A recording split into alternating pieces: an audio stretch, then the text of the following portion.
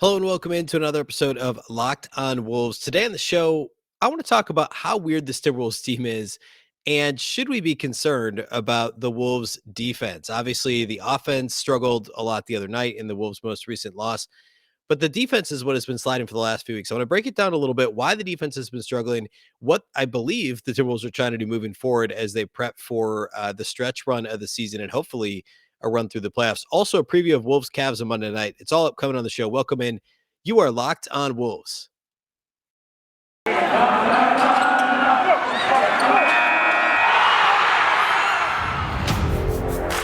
You are Locked on Timberwolves, your daily Minnesota Timberwolves podcast.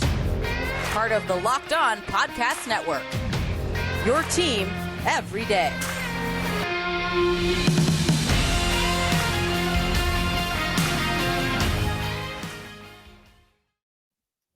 Hello and welcome to the Locked on Wolves podcast, part of the Locked on Podcast Network, your team every day. My name is Beecken. I'm the host of Locked on Wolves. I'm also the editor of Dunking with Wolves, the Timberwolves site on the Fansided Network. Today's episode is brought to you by BetOnline. BetOnline has you covered this season with more props, odds, and lines than ever before. BetOnline, where the game starts. Happy Monday, everybody. Happy Timberwolves game day. The Wolves take on the Cleveland Cavs tonight. We'll talk about that a little later in the show. First, though, I want to talk about how weird the Timberwolves defense is. We talked a little bit about the metrics being pretty odd when it comes to Wolves defensive unit, but I want to kind of talk about that in the context of the Wolves' recent struggles is maybe certainly recency bias after Friday night's blowout loss to the Philadelphia 76ers, but in general, the defense has been sliding now for weeks on weeks.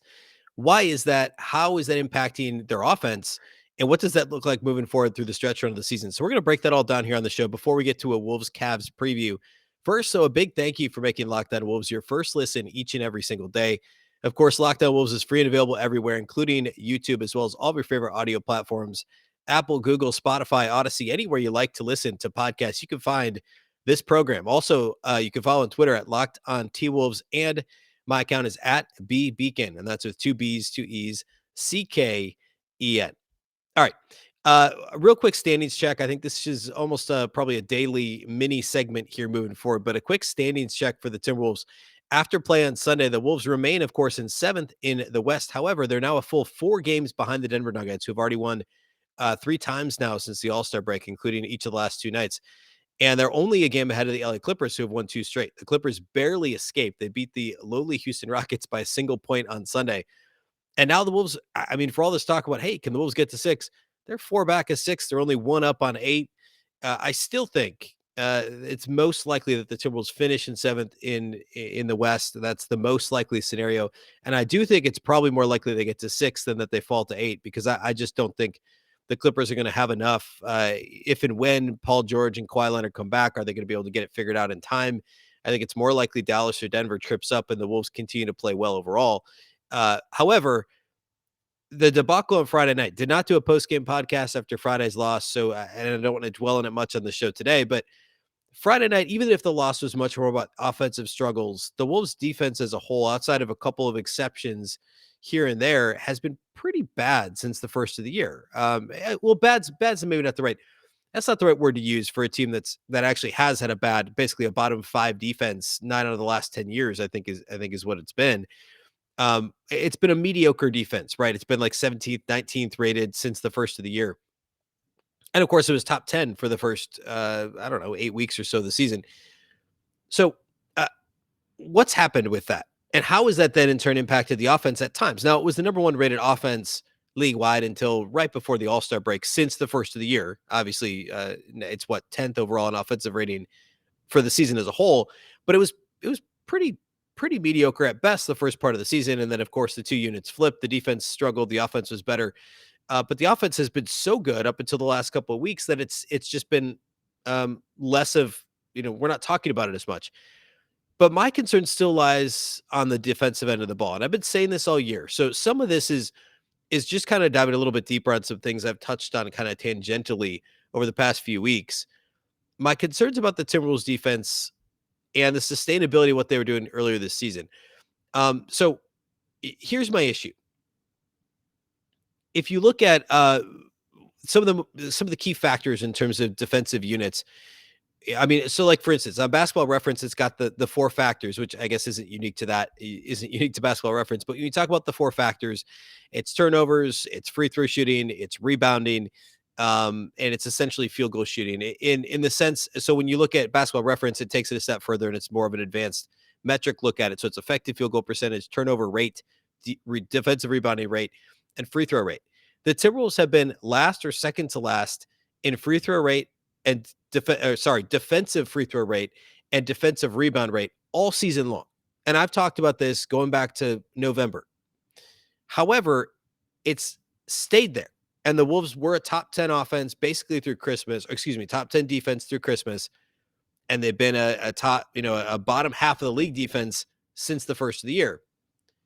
But the defensive rebounding has kind of waffled between 27th and 30th, but it's mostly been 29th or 30th in terms of percentage league wide all season long. Free throw rate, defensive free throw rate has been dead last. They give up 0.227 free throw attempts for every field goal attempt. That's better than one in every, worse than, more frequently than one in every 5 opponent field goal attempts equals a free throw attempt. That is not sustainable when it comes to your defense. And combined with a lack of defensive rebounding ability as a team,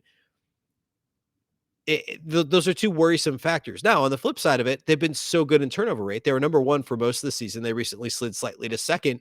They're still sixth in steals per game, third in blocks per game. Obviously, the per game numbers don't take into account number of possessions or pace of play, for instance, or that's a better way of saying that, pace of play. But they're up there in terms of steal rate, block rate defensively, turnover rate, second in the league. They have turned opponents over 14.3% on 14.3% of opponent possessions, which is really phenomenal. But is it sustainable? And early in the season, it seemed like it was, and it has been. But then you combine that with those other numbers, eventually the results are going to catch up with these peripheral numbers, right? It's the same idea why a Pythagorean win-loss record that's based on point differential, that matters because eventually those results are going to even out. They're going to progress or regress to the mean. And if you have a defense that relies so heavily on generating turnovers, then you're also relying on those fast break opportunities, the transition opportunities for your offense as well.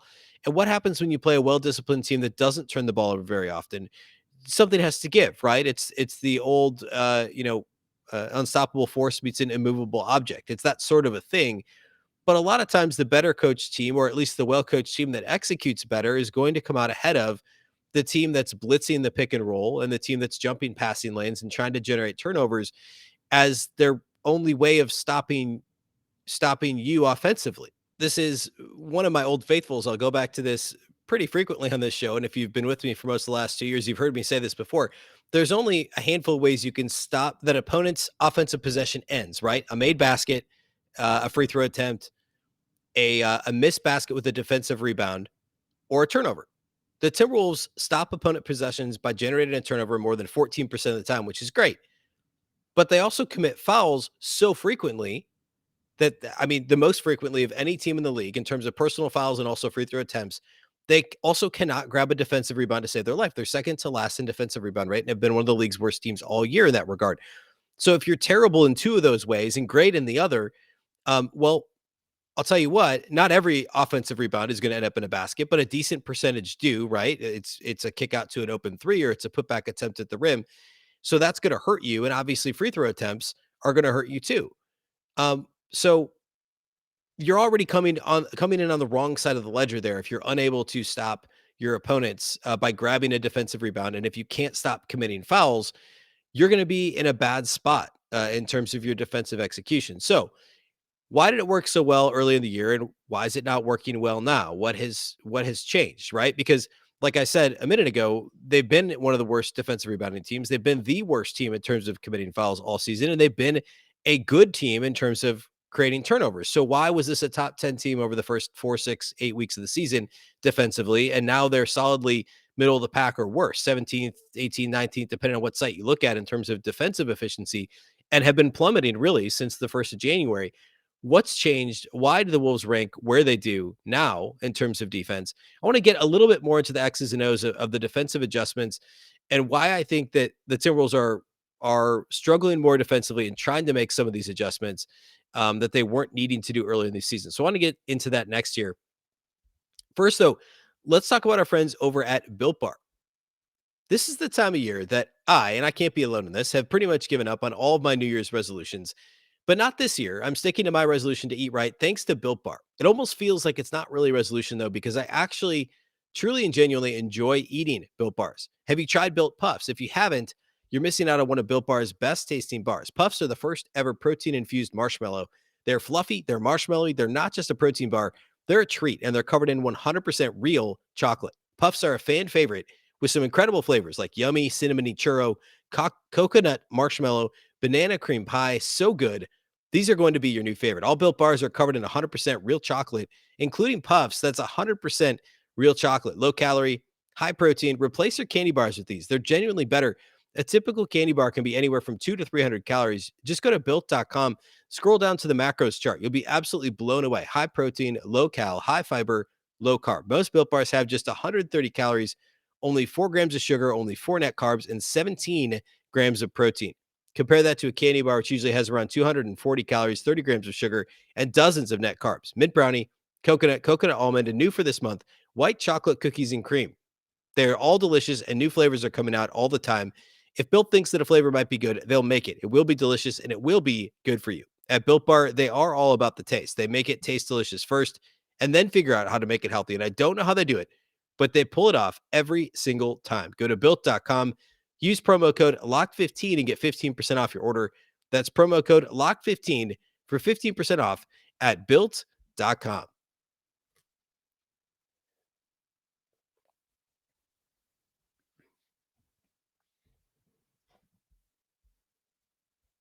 All right. Thanks again for making Locked On Wolves your first listen each and every day. And for your next listen, check out the Locked On Now podcast, nightly recaps of every NBA game with analysis from our local experts. It's free and available wherever you get podcasts. It's a great tool if you just want to get a quick catch up on the league's action for the night before. Better than scrolling the box scores, because you'll get the inside scoop from the Locked On expert that follows and covers your team, or I guess every team around the league. So folks like myself that cover each and every team, you'll get the quick recap of the games, and it's, again, better than the box score, better than catching the highlights on TV or whatever you might do. Definitely check out Locked On Now each and every day during the week. All right. So I talked a little bit already about the weird profile that the Wolves defense has, right? The high turnover rate, the high foul rate, the low defensive rebound rate. So what are they doing now? What's different? Well, teams across the NBA, right? Teams aren't dumb. They study film. After the first, call it, couple dozen games this season, teams figured out the Wolves were just almost all the time, not pretty close to 100% of the time, the Wolves were blitzing pick and roll coverage, essentially, right? They were hedging hard. They were playing what's called a high wall defense in pick and roll game. They were sending Towns or whatever big was defending the pick and roll out to the perimeter to guard to guard the pick and roll, instead of dropping back towards the paint like they did under Ryan Saunders, but under David Vanterpool as the defensive coordinator the last several years. The Wolves are now playing a defense that suits Towns' strengths. He's a relatively mobile big man, but he gets into foul trouble when he's in the paint too often.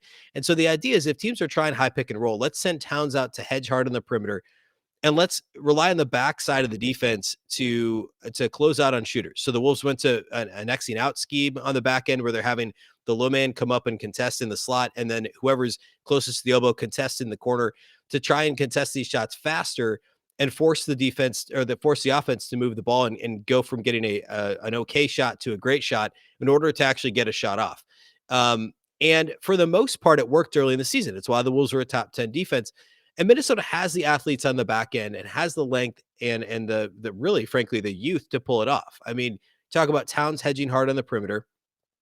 You've got, either D'Angelo Russell with pretty good size, or Patrick Beverly, or earlier in the season, it was Josh Okogie, or some combination of these guys, Leandro Bolmaro for a period of time, guys with some length that are chasing the ball handler around these screens. And remember, the Timberwolves weren't switching anything earlier in the season.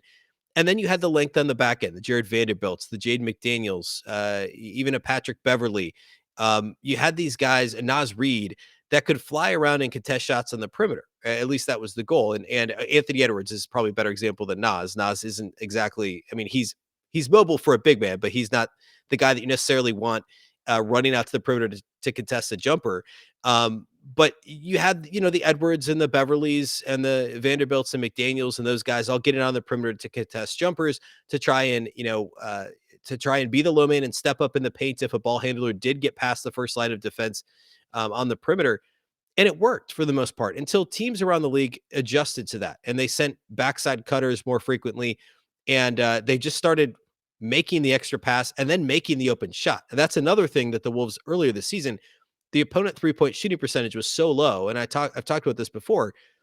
A big part of that is luck, right? I mean, if an opponent just isn't there's obviously some skill. Some teams are better than others at defending the 3-point line, but teams were missing open threes against the Wolves earlier in the season, and that has started to change over the past several weeks as things even out. That's what happens over the course of a long season, and teams just started making those open shots. You can get open shots against a team that plays a high wall defense against pick and roll if you're patient, if you move the ball and you don't turn it over, and the Wolves can't generate a turnover. So you're playing teams that are now knowing how to scheme against those Wolves defense. You're playing teams that are well coached, that are smart, that are patient, that are getting the best shot instead of panicking and turning the ball over to the Wolves, who are relying on generating these turnovers in order to end your offensive possession. So now the Timberwolves are trying to adjust and play different versions of defense, right? They're playing a little bit more zone now. They did it a little early this season. It was awful. They're better at it now, but you can't play zone for long stretches of time in the NBA. It just doesn't work. And it's not a winning recipe, especially once you get to the playoffs. So the Timberwolves have mixed in a little more zone, which is fine. They've been switching a lot more. That started right before the All-Star break. We heard the players talking about how they wanted to switch a little bit more. I mean, frankly, the wear and tear over the course of the season is catching up. And that's the other downside, by the way, to this blitzing essentially the pick and roll, is that these guys are going to tire out and get banged up. And we saw that with Vanderbilt, who's been injured, Anthony Edwards, who's been banged up, Patrick Beverley, who's had to take time off for injuries, and also because that's part of his essentially maintenance schedule at this point in his career. So the Wolves started switching a little bit more. They've even mixed in some drop coverage more recently. It's not going to work all the time. We've seen over the past several years why that doesn't work for Karl-Anthony Towns to consistently be in a drop coverage. But depending on the opponent, you can mix in drop coverage. You can mix in zone defense. You can switch more often. It's really going to depend on the matchup. And this all comes down to Chris Finch and his staff pushing the right buttons and playing the right defense against the correct opponent, and then the execution of the players to be able to do that. Right now, we're seeing the Timberwolves mix in different kinds of defenses, different schemes, and they're not good at it yet. So this is the time to do it. Now, obviously, you're doing it on the fly regardless, but the Timberwolves have to get good at this stuff before they get into the real, I know the games count just literally just as much now as they will in late March, early April, but it's going to feel a lot more. It's going to feel like it's more important when you've only got 5 regular season games left and you're fighting to get out of the play-in, or you're fighting to stay in the 7 and not slide to the 8. Get it figured out now. And then when you are in the playoffs, or when you find yourself in a play-in game, which hopefully isn't the case, but if you do, the Timberwolves can hopefully seamlessly transition into playing a zone defense or into playing drop coverage and be good enough at it that then they can get back to their base defense and maybe play that 60, 70, 75% of the time against a given opponent. They have to have other things that they can flip to defensively, or else teams are going to pick them apart with lob dunks on the baseline, with just generated open 3-point shots. And in turn, the offensive issues are married to this. If the Timberwolves can't get out in transition and can't get Anthony Edwards and Jaden McDaniels out in the open floor, Malik Beasley out in the open floor, the half-court offense has not been consistent enough. And now, obviously, in the playoffs, you have to be able to run some half-court offense because the game slows down a little bit naturally. You have to be able to score in crunch time, which is, out of timeouts, you're always in the half court. That's another conversation. But as of right now, the offense has been damaged by the inability to get stops and to generate turnovers as frequently as they were earlier this season against better coached teams and better executing teams, as we've seen lately. So, grand scheme of things, now, I mean, it's important for the Timberwolves to iron out these kinks on the defensive end now, and things are about to get a little bit easier in terms of the schedule. The Timberwolves have a couple games against Oklahoma City upcoming shortly. They've got consecutive games against Portland. So those are the teams that we may see some progress against for the Timberwolves when it comes to how they're executing defensively. And I don't think it's necessarily going to be fool's gold, but it'll be good to see these schemes work, assuming the Wolves perform them and execute them well, to then see them impact the Timberwolves' performance as a team down the stretch of the season. So, I mean, you look at the schedule here in a few weeks when the Timberwolves take on good teams like Miami and potential playoff teams like the Lakers and then the Bucks and Dallas and Phoenix. They've got a stretch here mid-March where it's Milwaukee, Dallas, Phoenix, Dallas, Boston, Toronto, Denver. That's a really difficult stretch. Can the Timberwolves iron out some kinks in their zone defenses and their dropping schemes and become more seamless in their switching pick and roll coverages against, the Oklahoma Cities and the Portlands and the Orlandos over the next week here? And then we see that progress when the schedule gets tougher in March and then ultimately in the playoffs and possibly the play-in tournament to get into the true first round of the playoffs. So that's why we're seeing the shift. And we've seen teams figure out what the Wolves were doing offensively. So I think it's a combination of teams scouting the Wolves and also the Wolves getting worn down, playing this really aggressive pick and roll coverage for the entire essentially first third to almost half of the season. Now we'll see if the Timberwolves can figure out some of these other coverages, and it'll hopefully make them that much more effective if teams are kind of guessing what are the Wolves in, what are they doing defensively. If Chris Finch can push those right buttons and the players can execute, then in the long run we're going to look back on this and we're going to see a team that's middle of the pack. I don't know that this is ever truly going to be a top 10 defensive unit, but if you can be 13th, 14th, 15th, and be a top 10 offensive unit, that's a team that could get out of the play. And it's a team that could make noise in the first round of the playoffs. Maybe even threaten to win a series if you can be, maybe top 12, top 13 unit on both ends of the floor. I don't think that's a crazy goal to have this season. Now, with this personnel, again, I don't know that it's a consistent top 10 defensive unit, but we'll see. So look for the Wolves to continue to mix in some different defensive schemes. Obviously, the schedule's still tough here the next couple. You got Cleveland and Golden State Monday, Tuesday this week.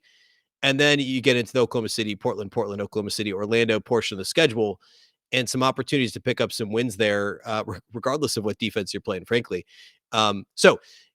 Speaking of the schedule, I want to talk about Wolves Cleveland here next. The Timberwolves face the Cavs for the second and final time this season on Monday night. So I want to go through that matchup, what we saw the last time these teams matched up, and that's how we'll close the show out today.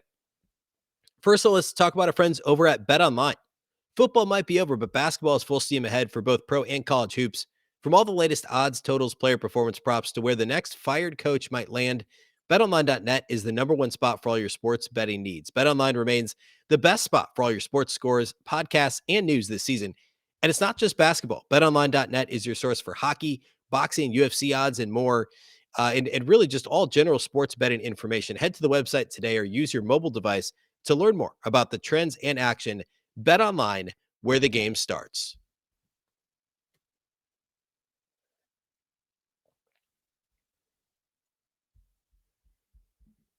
All right, let's talk Wolves Cavs. So the last time these teams played, it was way back in November. And I mean, this was a game Cleveland kind of jumped all over the Timberwolves immediately. This was played at Target Center. And of course, this is way back before Ricky Rubio was hurt. The Cavs look a little different now than they did then. The Timberwolves, obviously the same team. D'Angelo Russell missed this game due to injury. He was the key player that was missing for the Wolves. They actually started Taurean Prince against his former team in this game. Jaden McDaniels came off the bench. Malik Beasley had one of his actually kind of a middle of the road game, which isn't something that we've seen much of from Malik this season. This was kind of right when Jalen Noel started to make a little bit of noise. He probably played a little bit more, I think, because of the D'Lo injury, but he played 15 minutes, scored 10 points off the bench. But the Wolves were down 14 after the first quarter. They ended up losing by 17 and never were really truly in the game in this one. This actually at halftime, this was a 21-point Cleveland lead at halftime. The Wolves lost by 17. Cat finished with 21-7, but he turned it over 5 times and shot just 8 of 19. Missed all 7 of his 3-point attempts in this game, which obviously is not typical for Cat. Edwards had 13 points on 17 shots. So, I mean, no D'Lo, effectively no offense, certainly from the Wolves starting unit. The starters shot terribly collectively. The starters were, they made 4 threes total. They were 4 of 21 from 3-point range as a starting unit in this game. For Cleveland, Jared Allen had 21 and 10 and pretty much controlled the paint. Darius Garland had 12 points, 12 assists for the Cavs. Of course, he ended up having a phenomenal first half and of course made the All-Star team. Lauri Markkanen had 19 against the Wolves in this one. Cedi Osman had 13 off the bench. So not a great performance for the Timberwolves. The Cavs at the time were just kind of a nice fuzzy story, a bit of a surprise that they were a few games over 500 several weeks into the season. But now you're looking at it, and I mean, Cleveland's serious. They're 12 games above 500. They're only a couple and a half, 2.5 games behind Chicago in the Eastern Conference there. Now, out of the break, though, the Cavs did lose to the Pistons right after the All-Star break, which is not great. And then they barely beat the Wizards, scored just 92 points in doing so the other night. So we'll see what kind of Cavs team we get. But of course, even though they've dealt with some injury issues, Kevin Love's been phenomenal off the bench for them. They've still got Lauri Markkanen and Jared Allen playing extremely well. Jared Allen also a first-time All-Star, by the way, in addition to Darius Garland. So not going to be an easy game by any stretch of the imagination. And again, I mean, looking back to the last time these teams played, Cleveland jumped out on the Wolves quickly. And the Timberwolves did not play well in the first quarter last time out against Philadelphia either. And that came back to obviously bite them over the course of the entire game. Cleveland's a really good defensive team. They're going to force you to shoot jumpers, and the Wolves need to have a strong performance from outside the arc. Malik Beasley, of course, didn't play on Friday due to a non-COVID illness. He's currently listed as probable for Monday's game. So, and he apparently practiced on Sunday, so we can expect him to be in there. The Wolves need him to play and play well if they're going to beat Cleveland. Again, a really good defensive team. They don't foul. They're second in the league in free throw rate. They're top 10 in forcing turnovers, and they're fourth in the league in terms of opponents' effective field goal percentage. So they make you shoot jumpers, and they contest those jumpers. Obviously, Jared Allen, Evan Mobley do a good job of controlling the paint. Those guys both block shots like crazy. Darius Garland's a solid point of attack defender. Lauri Markkanen isn't, but he does his role, or he performs his role well enough. Isaac Okoro, just of course a lottery pick just last year, phenomenal on-ball defender, phenomenal team defender. This team has weathered the Rubio and the Collin and Sexton injuries extremely well. And, despite these couple of games out of the break where they haven't been phenomenal, I mean, this is still a very good team. And also, by the way, good to see JB Bickerstaff, of course, former Timberwolves assistant, former University of Minnesota Golden Gopher player, coaching so well in his first full year in charge there in Cleveland. Or I guess this was his second first. Well, I don't know if you count last year full year or not, 72 game schedule, but his second full season's worth of games, leading the charge for the Cavs. At any rate, this is a pretty fun matchup. It could be a lower scoring game, especially if Minnesota doesn't get their offensive issues from Friday against Philly figured out in time for the game on Monday night. And for their part, Cleveland is pretty literally a middle of the pack offense in a lot of respects. They're 16th in 3-point rate. They're 16th in 3-point percentage as a team, and they're also 16th in free throw rate. Overall, they're 19th in terms of offensive rating. Obviously, some of the injuries, Collin Sexton and others that have missed time, have definitely contributed to the offensive rating struggling here a little bit. And then also, I mentioned Darius Garland earlier. He's out of this game due to back soreness, and they don't actually currently have a timetable for his return. So, I mean, that's obviously going to impact their offense as well. They're going to rely, and Karis LeVert is out as well. Of course, the relatively recent acquisition. He's only played in 4 games in a Cavs uniform to this point, but he's out with a foot sprain. And so you're looking at really Lauri Markkanen and Jared Allen having to carry a lot of what this team does. And obviously Evan Mobley as well. But I mean, he's a rookie, and the Wolves hopefully can figure out a way to turn the Cavs into jump shooters as much as possible. The Cavs, even though they're 16th at 3-point rate, it's not really what they want to do, right? And if they don't have Garland, and they obviously don't have Sexton and these guys who are going to get into the paint and wreak havoc that way, they have to try and force Evan Mobley into taking tough shots. They have to try and force Lauri Markkanen into taking tough shots. And do what they can to make life difficult on the Cavs offensively. And again, not a fantastic offensive team. They only scored 92, 93 points, something like that against Washington on Saturday. The Wolves also have a small rest advantage. Of course, the game's in Cleveland, so the Cavs have that advantage. But the Cavs played Saturday. The Wolves have been off since Friday. So hopefully Minnesota can maybe increase the pace of this game a little bit against the team that likes to play slow, make it a higher scoring game against the team that struggles to score.